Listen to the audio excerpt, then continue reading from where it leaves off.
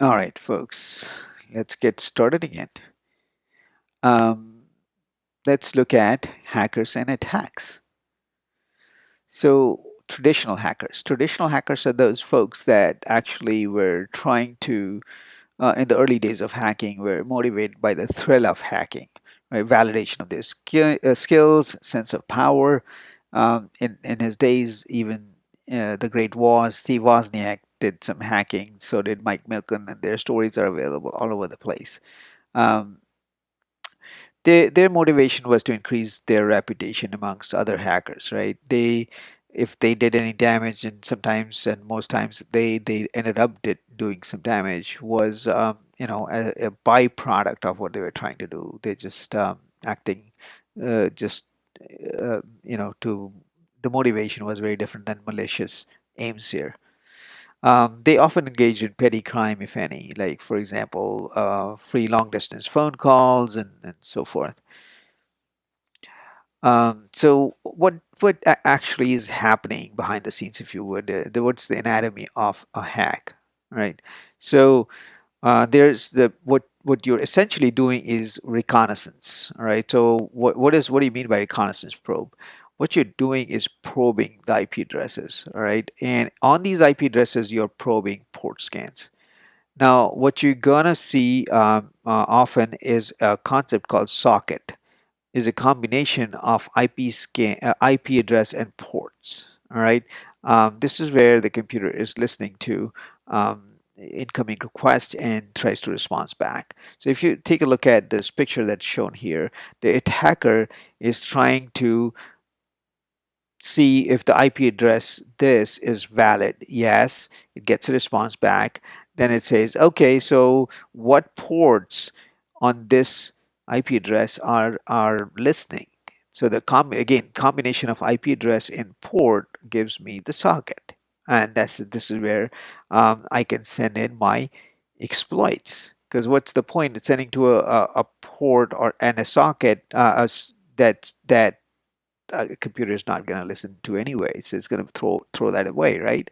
So I'm going to target um, the sockets that are available. What is happening in the hack, right? There's an exploit that's going on. What is an exploit? Exploit is a specific attack method that the attacker uses to break into the computer. And we'll look at some of the exploits, okay?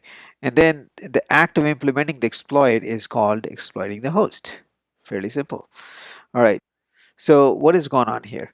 The attacker here is trying to reach the server, but using a source IP address. So every packet that's being sent, if you're aware of it, every packet has a source IP and a destination IP. So what this attacker is trying to do is, instead of using its own IP here, it is using a spoofed IP, which is this. That means I am calling, or I'm sending this packet from here, but you and I know that it is actually coming from here. So what this poor server tries to do is it replies to the so-called requester, and the requester is the wrong requester right here.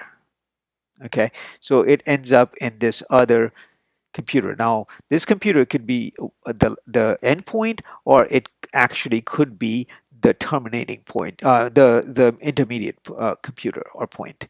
So what happens now is this computer can only see the requests that are coming in with this as the source, right? So it's not aware of this attacker over here. So if I daisy chain these, it's kind of becomes impossible for us to trace back the actual attacker in many cases. Right. So I'm going to show you a figure first before we go back to the previous screen here. Here's the attacker, um, and it's actually sending the signal over to a compromised attack host, and it's sending it posing this computer. All right, so this compromised attack host might actually go ahead and send the request back to this attack host, and this attack host takes a look at it and takes an action of reaching out and reaching the target that it wants to attack. Now, what happens is this target host is only able to look at the request where it came from, which is this IP address. It's not able to go all the way back, right? So victims usually can only trace attack to direct attacker, which is this, or the second direct attacker, which is this, but they're not able to go back enough. Chain of attack computers. All right, so the attacker attacks through a chain of victim computers. Probe and exploit packet contain the source IP address of the last computer in the chain. The final attack computer receives replies and passes them back to the attacker. Often, the victim can trace the attack back to the final attack computer, but the attack can usually only be traced back a few computers more, not all the way back. So the Tor network works is kind of based on this. You are actually forwarding the request and bouncing it across various different servers. In this case, they are known servers, but however, you can only trace it back to just a certain number of servers. So it kind of becomes very hard to know who is anonymously making the request and getting the response back. All right, moving on. We are going to look at social engineering. What is social engineering? Social engineering is often used in hacking. And what is it? It is, call and ask for password or confidential information. So I call pretending to be, let's say you, and I am calling some help center and trying to say, oh, I forgot my password. Can you give me my password? So I have to know maybe certain amount of information that identifies me as you. And the person who is on the other side, if they're in a helpful mode, they will try to help me out, right? But if I am a malicious player, I'm actually taking advantage of that situation, right? I can sweet talk that person. I can provide information enough for them to reveal confidential information. So there are various different ways this social engineering can happen. And not just on the phone, you can actually do this kind of thing on email attack messages as well. So let's look at what is piggybacking. Piggybacking is I'm taking help from somebody else. So it's in a physical world. For example, if somebody is going through a turnstile after scanning their badge, or trying to enter the building, and I simply say, oh, thank you, and I just follow you back into the building. All right, so that's piggybacking. Shoulder surfing, very easy. Let's say you're sitting in a public setting like a cafe or a library and trying to enter in your information, and either I shoulder surf physically by standing right next to you, or I have hidden cameras and so forth to figure out what you're typing in and what you're entering into the screen. Pretexting is basically pretending to be somebody else, right? So you're pretexting when you're trying to gather information, but you're pretending that you are the person that they think that should be calling. Often successful because it focuses on human weakness instead of technological weaknesses. So you cannot sweet talk a computer into giving you the password, right? But you can certainly sweet talk somebody into helping you out and divulge the information that you're looking for. All right. So what is a denial of service attacks? Many of you must be um, familiar with denial of service attack. So what happens is you are actually making the server that is serving out the request so busy that it is not able to serve the request that's a genuine request coming its way. So you could actually do a denial of service attack from one server, or you can actually have a distributed denial of service attack where you involve many different um, bots or zombie computers to flood the victim with attack packets. And then attackers are actually controlling those bots. And these bots could be, my computer, your computer that have been hacked, right? So if I were to show you in a figure, the attacker actually sends this attack command to a bot. All of these are bots that have been hacked and already are in your command. And these bots end up sending packets like for example, will look at SYN attack, SYN packets over to the victim and swarm this victim's computer. And this could be a server for a company. Let's say this is Amazon's website being served. It is flooded with requests that actually are malicious requests. It is not really purposeful business communication, and it'll slow you down. So, what are the skill levels of the hackers and how does it affect? So, expert hackers are characterized by strong technical skills, and they have persistence of doing things. They work at it for months and months and months, right? And expert attackers create hacker script to automate some of their work, and they typically are writing these scripts for creating um, viruses and other malicious software so they can actually distribute and sell it, right? So that's important to know. As compared to them, the skill level of junior hacker, if you would, are called script kiddies. Script kiddies use this script to make attacks, and they have low technical skills. They're trying to crack into the market, create some street cred for themselves, and they are usually want to be expert hackers, but they're dangerous because most everybody falls into this category. They are they most often they are driven by some greed or some need for doing damage, real damage to you, and they're not really sophisticated in their attack as well. So they end up damaging more than um, they intended to do. We live in a criminal era. Let's look at why we want to say that. Today, most attackers are career criminals, right? They are not um, just people trying to figure out if they are good enough in their computer skills. These are people that are out there to kind of hurt you. They either monetarily or reputation wise or assets and properties that they want to take for themselves. Okay, adapt traditional criminal attack strategies to IT attacks, for example, fraud, etc. Right? So uh, in the era that we live in, many of the cybercrime gangs are international.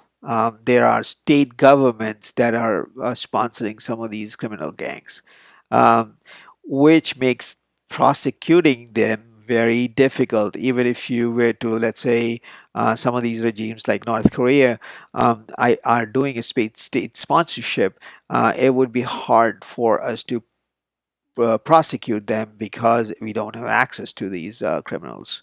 They dupe citizens of country into being transshippers of fraudulent purchase good to the attacker in another country. So it's kind of using mules from different countries to get to it, the final destination. Cyber criminals use black market forums. For example, what the dark web is a great example. Credit card numbers and identity information are available there. Vulnerabilities are sold. Zero-day vulnerabilities are sold in some of these markets, and we'll talk about zero-day when we talk about application and hardware hardening. And then exploit software, often with the update contracts. That are happening as well. So, what is fraud? Let's define fraud. In fraud, the attacker, this is deceiving the victim into doing something against the victim's financial self-interest. That's fraud, right? So, if you get a phone call asking you to do certain things, for example, send money over for XYZ reason, they can convince you that that's fraud, right? Criminals are learning to conduct traditional frauds and new frauds over the network. There are literally playbooks that are sold for people to commit fraud. Some of these frauds definitely leak into enterprise, and some of these enterprise frauds are quite sophisticated in trying to fool employees into doing things that they find They find themselves into a bind, and it might be a long haul where they are trapping the employee to divulge more secrets down the lane, right? Um, One of the very common one is the click fraud, where where you're asked to click on emails that almost look like they came from your boss. Well, one of the famous flaws involve email from what would look like your CEO or a CIO that is asking for certain amount of money to be transferred over to to another account because they are in a negotiation and they are in a time crunch. Well, none of that is true, and believe it or not, many companies have reported these kind of crimes. Finally, there's you have to realize that as a security professionals, you have to be aware of all different kinds of losses or thefts or threat environment that you have in front of you. One of them being financial and intellectual property theft. That means stealing money or intellectual property that can be sold to other criminals or to the competitors, right?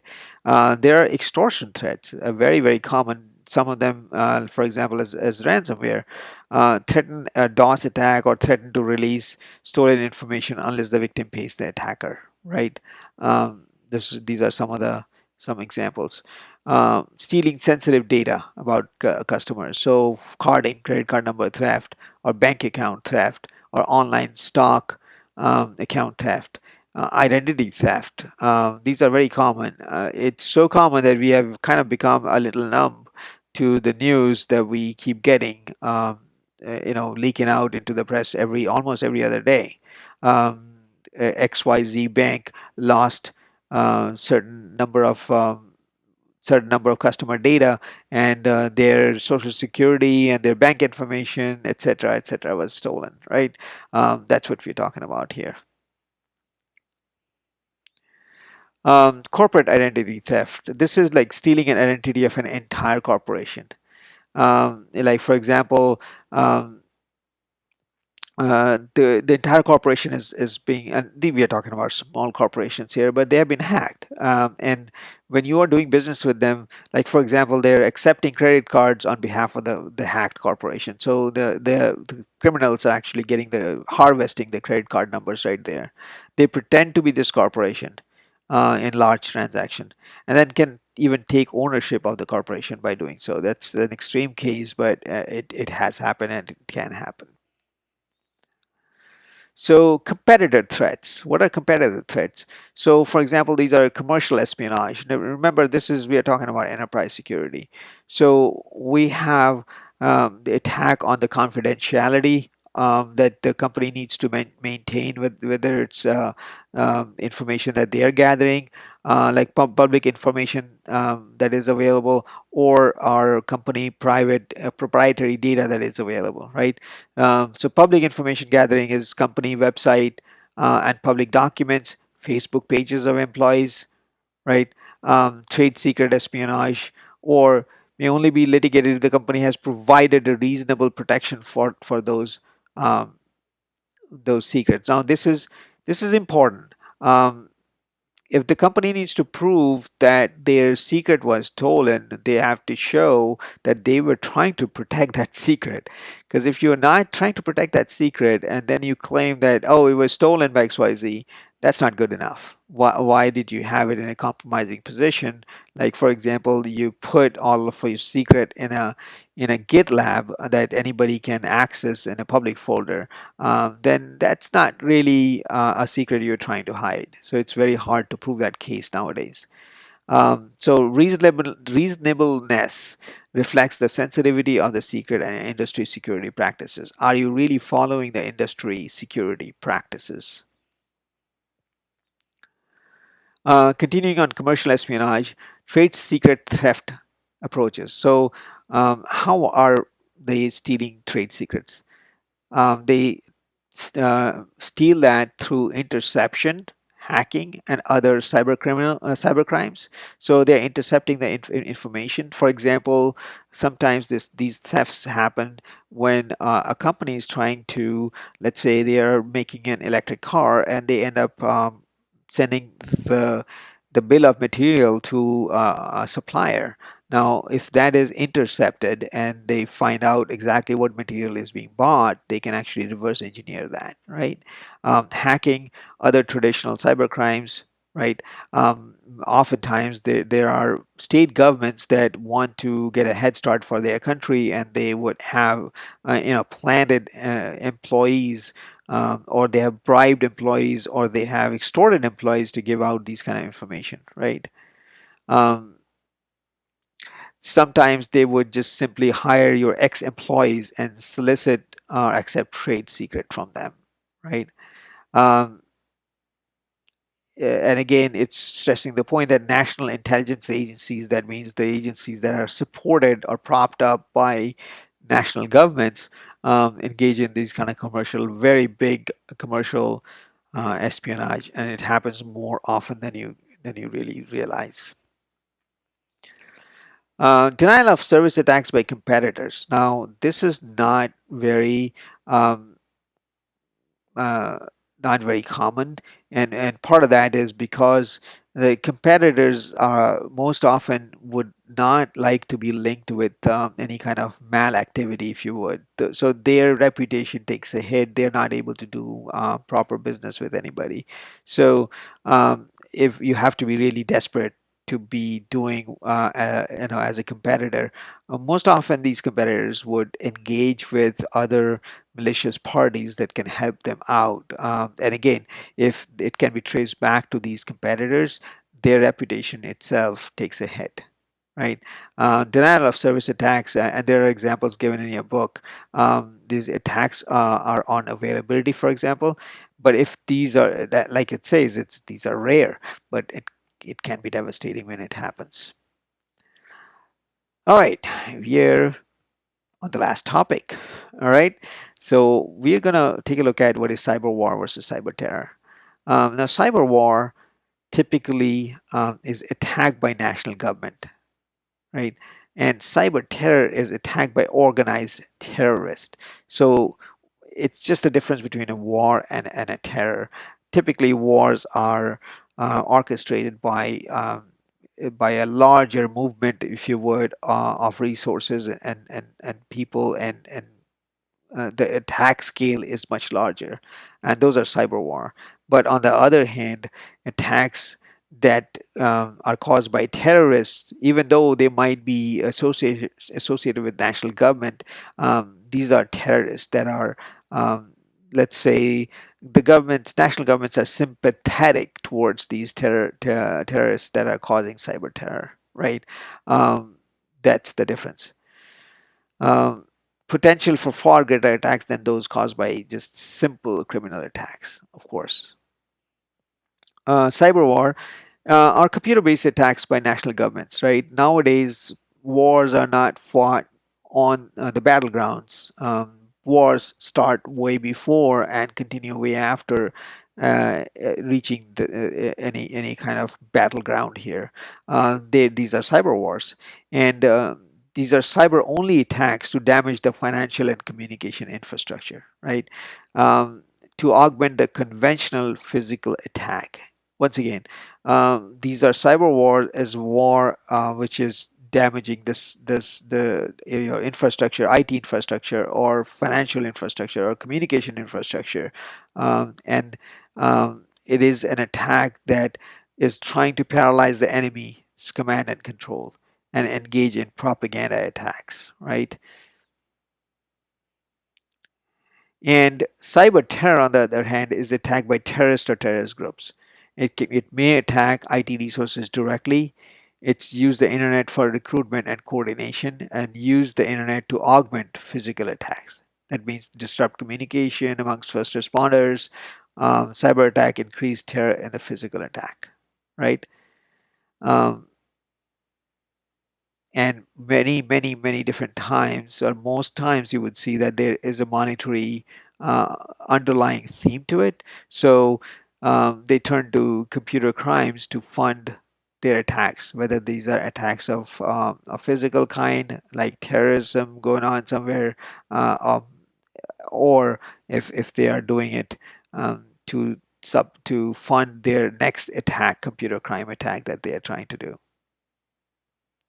All right.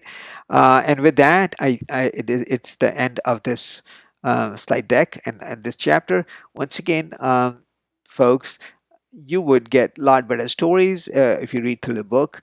It does a great job of introducing you to this threat environment. And thank you again for joining, and I'll see you in our chapter 2 lecture. Thank you.